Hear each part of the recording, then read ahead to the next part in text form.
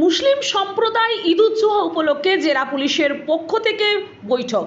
আর কিছুদিন পরে অনুষ্ঠিত হবে মুসলিম সম্প্রদায়ের ঈদুজ্জোহা। এই নিয়ে যথেষ্ট তৎপর পূর্ব বর্ধমান জেলা পুলিশ। বৃহস্পতিবার জেলা পুলিশ প্রশাসনের পক্ষ থেকে শহর বর্ধমানের লায়ন্স ক্লাবে ঈদুজ্জোহা উপলক্ষে ঈদ কমিটির সকল সদস্যবৃন্দকে নিয়ে একটি আলোচনা সভা অনুষ্ঠিত হয়।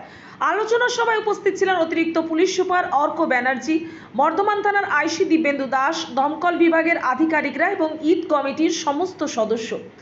মুসলিম সম্প্রদায়ের মানুষের বিভিন্ন উৎসবের মধ্যে এটি একটি উৎসব। এই আলোচনার আলোচ্য বিষয় হলো কোনো রকমের বিশৃঙ্খলা সৃষ্টি না করা, শান্তি শৃঙ্খলা বজায় রেখে উৎসবে সামিল হওয়া এবং সেই সঙ্গে আনন্দ সহকারে এই উৎসব পালন করা। আপনাদের সাহায্য করার জন্য সবসময় রেডি থাকবেন। আর যাতে বাকরিদের মতো একটা পবিত্র উৎসব আপনারা সুন্দরভাবে ভালোভাবে পালন করতে পারেন, তার জন্য পুলিশ প্রশাসন সদা সর্বদা সতর্ক এবং তৎপর থাকবে। কারণ শান্তিপূর্ণ বকরি উৎসব পালন আপনাদের অধিকার, আর সেটা যাতে আপনারা পালন করতে পারেন সেটা দেখা আমাদের কর্তব্য। কিন্তু এটা পালন করার জন্য আমাদের সর্বাগ্রে যেটা দরকার সেটা হচ্ছে আপনাদের সহযোগিতা।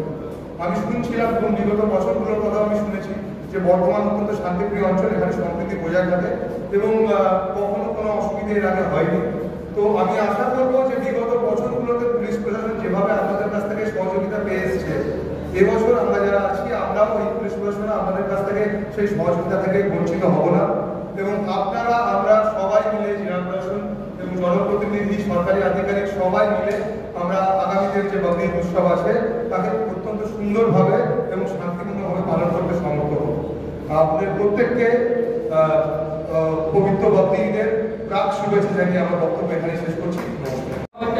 অনেক রাজনৈতিক সংঘর্ষ বা ইত্যাদি রাজনৈতিক মতপার্থক্যের কারণে যেটা সম্প্রীতির একটা দেখা যায় যেটা ঠিক নয় এবং সেটা রাজনৈতিক নেতৃত্বকে দায়িত্ব নেওয়া উচিত।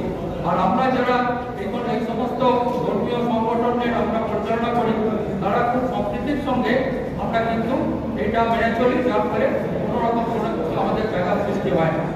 আজকে এটা আরো বেশি মিনিংফুল হতো যদি বিভিন্ন পুজো কমিটি লোককে বা মন্দির কমিটির লোককে এখানে ডাকা হতো, তাহলে আমাদের মধ্যে যে সম্প্রীতি সেই সম্প্রীতিটা আরো কিন্তু ঘনিষ্ঠ হতো।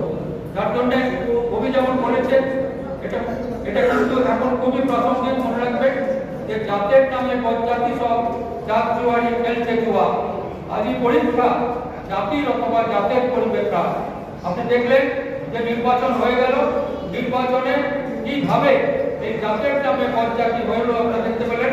কিন্তু আমরা প্রত্যেকে গর্বিত, আমরা বাংলাবাসী, যে এই জাতের নামে পঞ্চায়েতি পশ্চিমবাংলায় কিন্তু চূড়ান্তভাবে পরাজিত হয়েছে।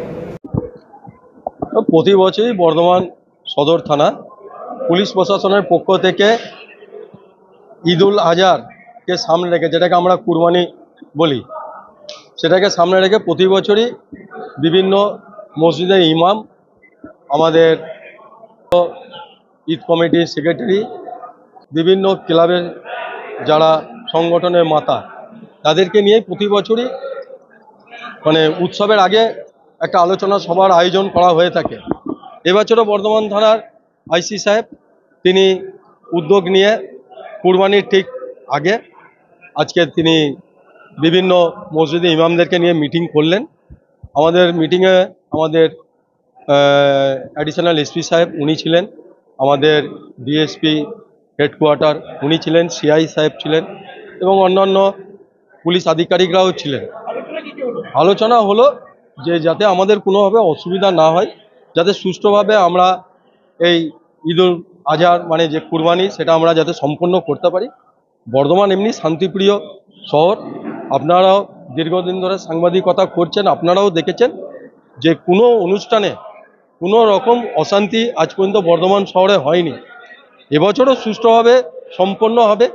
আমরা সবারই সহযোগিতা চেয়েছি, আমরা যেমন পুলিশ প্রশাসনের সহযোগিতা চেয়েছি, তেমনি আমরা বর্ধমান পৌরসভা, ইলেকট্রিসিটি, ফায়ার ব্রিগেড সবারই আমরা সহযোগিতা চেয়েছি। তারা আশ্বস্ত করেছেন যে তারা পূর্ণ সহযোগিতা করবেন এবং আমরা সুষ্ঠুভাবে আমাদের উৎসব আমরা পালন করতে পারবো।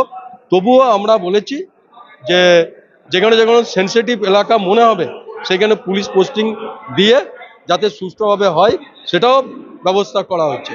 পূর্ব বর্ধমান থেকে পাপাই সরকারের রিপোর্ট, নূতনপুর।